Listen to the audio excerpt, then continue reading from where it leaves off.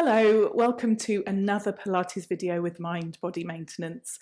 In this session, Joe and I are going to take you through the Pilates basic principles.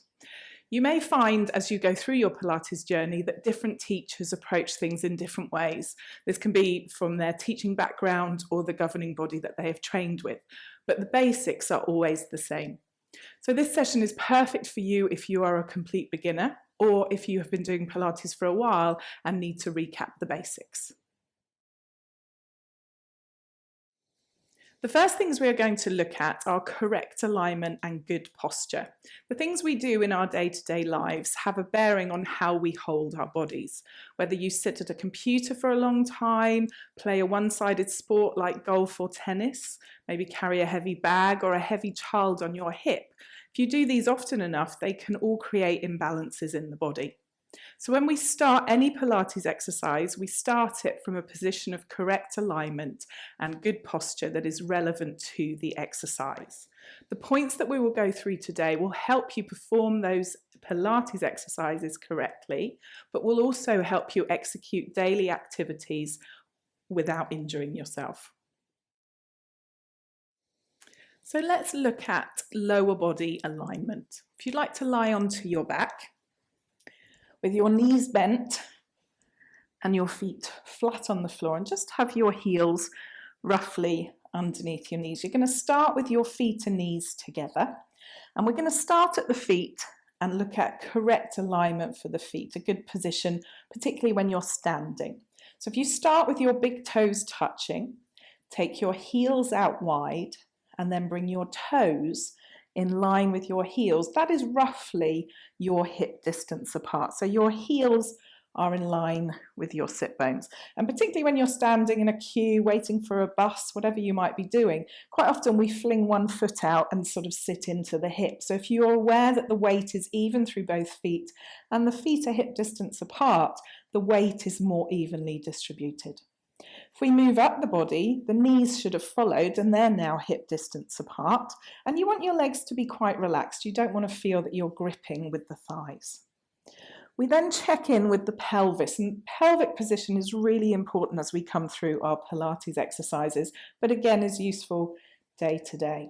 So we want to find the position where your pelvis is lying flat. So you're not tilting it up and deliberately forcing the back into the floor. You're not deliberately tilting down and arching the back or increasing the arch to the lower back. So just move the pelvis around a bit, backwards and forwards, side to side, until you find the point where you feel your pelvis is lying flat, where your hip bones and your pubic bone are all lying at the same height.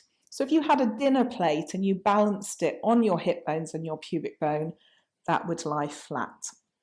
And a good way to check is to just take the heels of your hands onto your hip bones, get your fingertips touching and your thumbs touching. So you create sort of a diamond shape.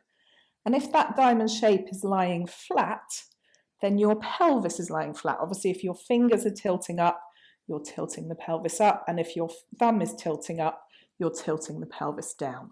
So just play around with that till you find the point where the pelvis is lying level. So when your pelvis is lying level, your spine is in neutral position for you. So if you have a feel around now into your lower back, you might find that you have a big arch to your lower back. You may find you have a smaller arch to your lower back. Everyone's going to be different, but as long as the pelvis is lying flat, that is your neutral. And for many of the exercises in Pilates, we work from neutral. And ideally, when you're standing, when you're walking around, you're in neutral position. If you have a larger arch to your lower back, you will quite often find that your teacher will suggest that you come into an imprint position. So for some of the exercises, particularly anything where you're extending the legs away and it's going to challenge the core, you might find that you get more control through the core muscles by tilting the pelvis up. It's only a very small pelvic tilt, but you will just be aware that your lower back is more in contact with the mat. So if your teacher is telling you to come into imprint, that's what we're working on. But for most of the exercises, we will work in neutral position. So let's just recap the lower body. We have feet hip distance apart, knees hip distance apart. The legs are relaxed. The pelvis is lying level, so your spine is in neutral. And you can do exactly the same whether you're sitting, standing, or lying down. So now we're just going to move on to the upper body part of the Pilates basic principles. So we're going to come down to lying onto our mats. So if you have your feet on your mat, your knees bent up, and just gently bring the spine down. We're just going to have a think now about how we have our head, neck, shoulder, and rib placement. So make sure that you're comfortable where you are, and we're going to start by thinking about the head and neck. So sometimes we can overarch the neck if we bring the eye line up towards the ceiling and we create a crease in the back of the neck. That can cause tension and headaches. So we want to try and bring the neck down so it's nice and long. So it's almost a feeling of elongating the back of the neck and allowing the head to be heavy on the mat. Your eye line is slightly down, so you're looking towards the tops of your knees. So again, sometimes what happens is here, we end up jamming the chin down towards the chest. And that's when you know you've gone a little bit too far. So keeping the eye line towards the knees is the best option for the head and neck placement here. So moving on to your shoulders now as well, we're going to just make sure that the shoulders are down away from the ears. They're not too high up. So what tends to happen is if we're working at a desk or if we're doing lots of driving or bending over, picking up young children, we tend to round the upper back. So really try and get the shoulders nice and heavy onto your mat and keeping them down away from the ears so they're not creeping up. Lovely. Keeping the collarbone wide and keeping that openness in the top of the scapula so we're not closing inwards. So we're just going to challenge that now. We're going to just inhale, lift the arms up, just really draw the shoulders down towards your mat. So just keeping the shoulders heavy where you are. Don't take them too far back, just keeping them there.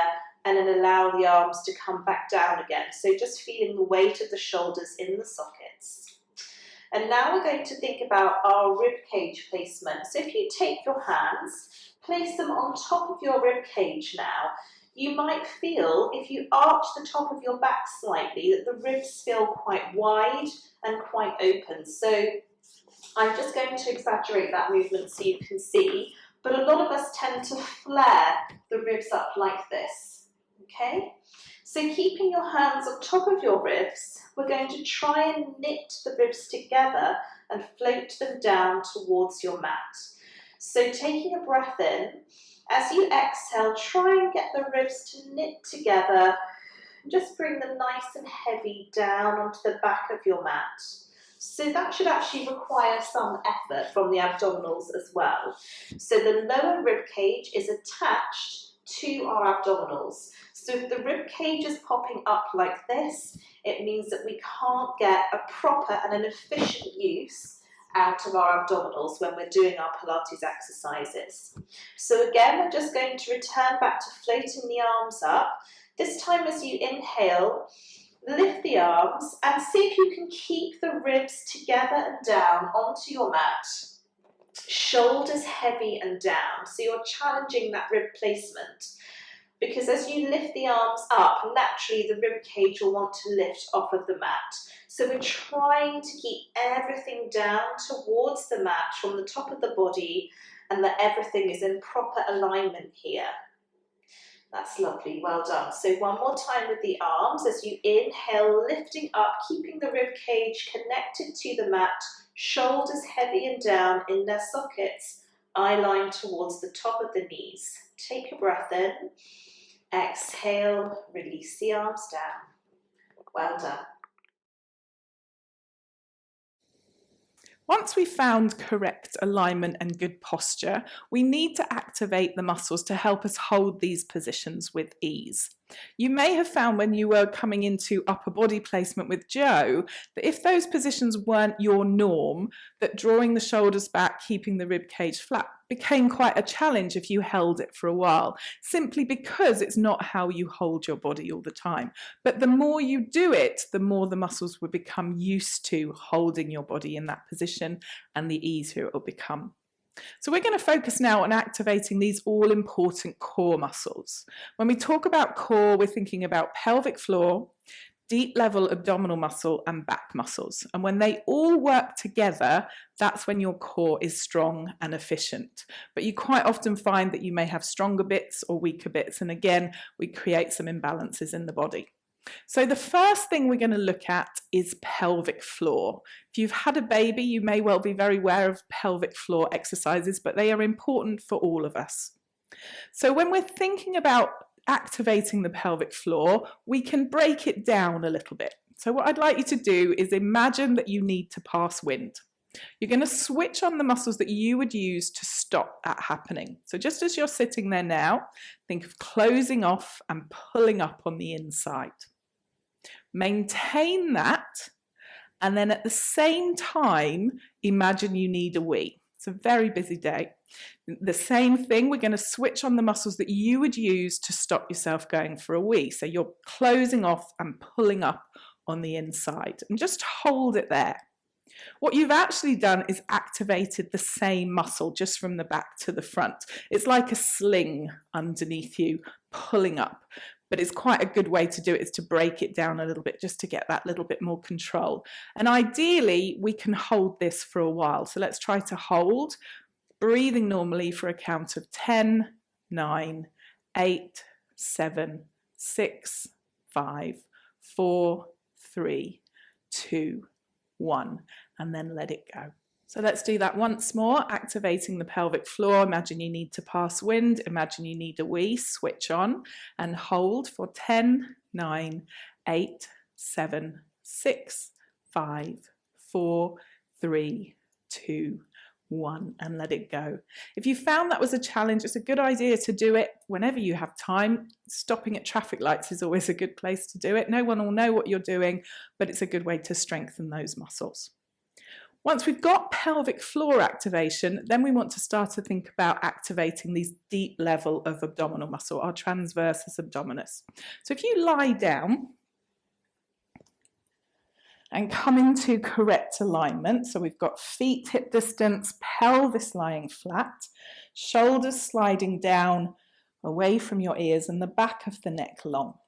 And then once you're settled, just do your pelvic floor again. So activate those pelvic floor muscles, stay with a steady breath so you're not holding your breath, and just notice what you can feel to the lower half of the tummy.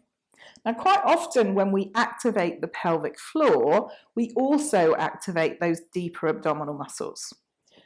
So you may well feel a little bit of tension, a little bit of tightness to the lower half of the tummy, sort of running across in between the hip bones, but you may not.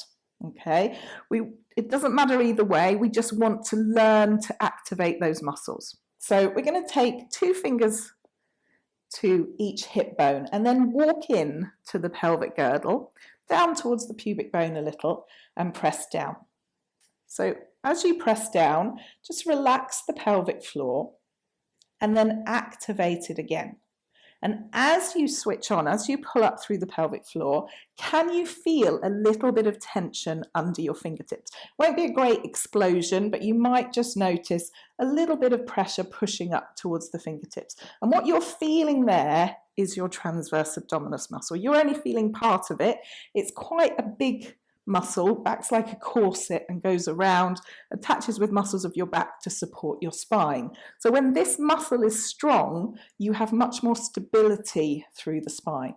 Sometimes it takes a while to wake it up. So if you can't feel it, keep working on this connection with pelvic floor and trying to activate it there.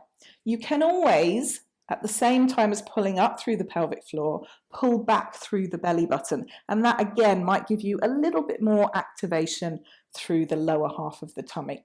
But just play around, finding what works best for you to feel that connection through pelvic floor, deeper abdominals and back muscles.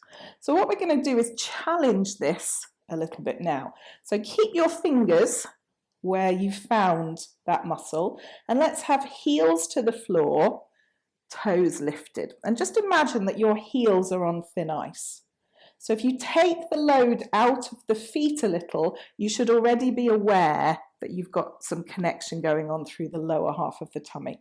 We're staying with a nice easy breath for this, engaging the core, so pulling up through the pelvic floor, pulling back through the belly button. Find that tension under your hands, and then we float the right leg up to a right angle. Now in a moment I'm going to get you to lift the left leg to join it, and what I want you to do is do it without causing a jolt through the body and keeping the rest of the body relaxed. So when you're ready, feel that tension under your fingertips and then float the left leg up. Same thing, keep the tension under your fingertips, carefully float that right foot down onto thin ice, and the same with the left. Let everything relax, and then we do the same again. So we activate our core muscles, pelvic floor, deeper abdominals, feet are on thin ice, float the left leg up, feel that tension under your hands. See if you can do the next bit without tensing the shoulders, without lifting the jaw, without forcing the rib cage forwards. So when we're ready, float that right leg up. Keep the tension under the hands, place left heel to the floor and right heel to the floor. And hopefully, particularly when the second leg was coming up each time, you were just aware of a little bit more work happening through the lower half of the tummy. And that's the basics of activating our core muscles. So you can continue with that knee folding exercise a few more times just to feel that you're getting it right, just to feel those muscles working. Okay, so now it's time to think about our breath patterns in Pilates. So you may find that we do have quite a lot of instruction on the inhale and the exhale. So we're just going to look a little bit deeper into that now. So I'd like you to start by being seated. So on your mat, just having your knees bent up, and the feet on the floor and a nice tall spine. And just have your hands now lightly on the sides of your knees. And we're going to think about the inhale and the exhale just a little bit deeper. So we're going to start by taking a breath in through the nose. And as you exhale, we're going to come into a pursed lip breath. So we're going to make a sound. It's almost as if you're blowing candles out on a birthday cake. So when we do that exhale, the reason why we use the pursed lip breath is we just are able to get a little bit of a deeper connection with our abdominals and a small lift in our pelvic floor as well. So we're going to take another breath in here. Exhale, pursed lip. So making that small sound. So now we're going to start to think about lateral breathing. So our rib cage is three-dimensional. We don't often think of the ribs being three-dimensional. We usually think about them being just at the fronts of the body. This time we're going to think about breathing deeply into the sides and the backs of the ribs. So we're going to take another breath in through the nose here. This time as you exhale, start sliding your hands down your legs so you're folding over your thighs, dropping the head slightly. As you take a breath in here, think about your rib cage expanding. So really feel it lifting through the spine and the sides of the body. And as you exhale, feel it closing down. So a couple more times here. Take a breath in, feel the ribs expand. Exhale. Gently feel them coming down. If you feel that your shoulders are lifting when you're using your breath, try and keep them down and just focus the breath on around the back of the rib cage again. So take a breath in, feel the ribs expand around the backs and sides of the body, and exhale, feeling everything come down together. So if you're struggling to get to grips with that breath, you can always use a band. Bands are really good for breathing exercises as we can wrap them round the front of the body. So just tying it round your rib cage quite tightly as well, so you can feel as the ribs move. So again, coming up to seated, so having the feet on the floor, the knees bent up, this time keeping your spine tall. Take a breath in, and as you exhale, feel the band gently come back. As you inhale, feel the resistance of the band. So feel the ribs get wider against the band. Exhale. Feel them come down. Try and keep the shoulders down away from the ears. Inhale, feel the ribs expand. Exhale. Feeling them come back together. That's lovely. So you could spend a little bit longer on that if you wanted to, just to get the feel there. But I'm going to move on and just show you the breath from a supine position now, so lying onto your back. So again, we're going to keep the feet on the floor, the knees bent up, and this time just taking your hands just either side of your navel, underneath your ribs, taking a breath in. And as you exhale, connecting the navel down towards the spine, slightly drawing up in the pelvic floor. So everything that you covered with Lisa in the abdominals and the pelvic floor section, we're going to bring it in with our breath. So inhale, we release. Feel the ribs expand. As you exhale, close the ribs together, draw the navel down towards the spine, small lift with the pelvic floor. See if you can inhale and hold that now. Exhale, release. So one more time. Take a breath in. Exhale, draw the navel down, pull the rib cage together, heavy on your mat. Small lift in the pelvic floor. Inhale to hold that position. And exhale, release. So you could do that 3 or 5 more times just to get a feel of the breath linking everything together. And that's really what the breath does, is it helps to bring all those aspects together into one.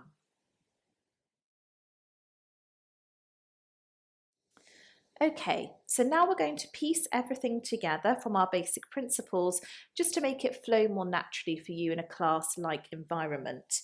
So we're going to come down to lying to start with and a couple of flexion-based exercises.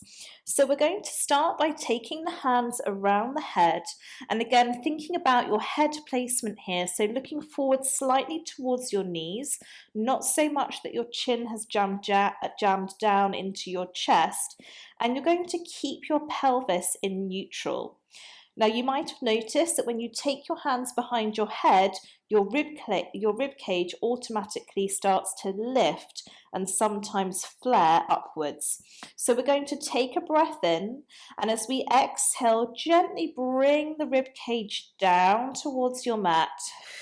Start to initiate the navel to spine connection for your abdominals. Take another breath in to hold here. And as we exhale, we're going to lift up with the left knee. So really drawing down towards your spine. Inhale, everything comes back. Exhale, lifting up with the right knee, keeping the navel drawing down. Take the elbows wide so you're not closing off your face. And coming down. So a couple more times each side. Taking a breath in, being aware of your rib cage, being aware of your rib cage placement, also the hip placement. So can you maintain neutral as we gently lift up and down using that connective breath as well. Exhale, last time. Coming all the way down, that's lovely. We're going to gently roll over, coming into a prone position now. So coming forwards and just thinking about what it means to use the principles when we're facing down. So we're going to gently take the hands underneath the shoulders, feet about hip width apart, and when you take your forehead down to the mat, again remember to keep the back of the neck nice and long. So taking a breath in here, Breathing into the back of the rib cage. Exhale, lightly drawing up with the navel and the pelvic floor. Lifting up into breaststroke prep 1. So just a light lift or a cobra position if you do yoga.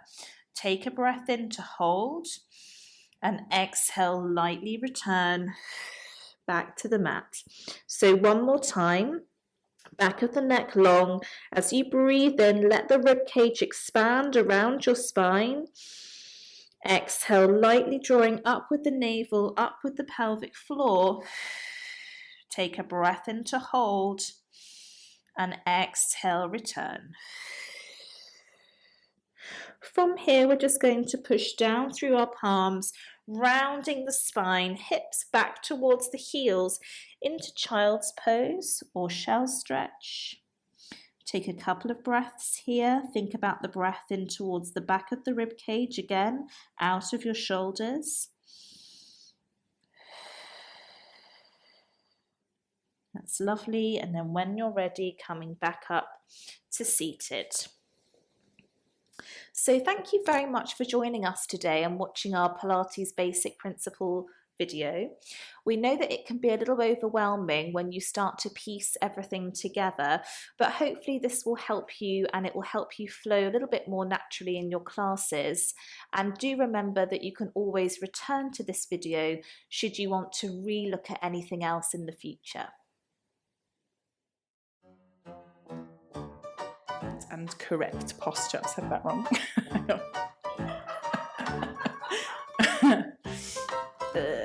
We start again. It was going so well.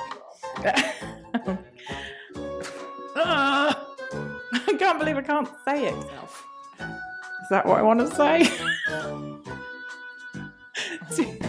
I didn't want to do it lying down. Right, there'll be more passing wind in a minute, I'm afraid. Let's start again. Sorry, I've just got a bit of wind. It's just good. I was just about to open my mouth and do a burp, and I thought that's not going to sound great. That was a real ripper of a room. Oh, regain composure. Okay, off we go again. Take 2. The end.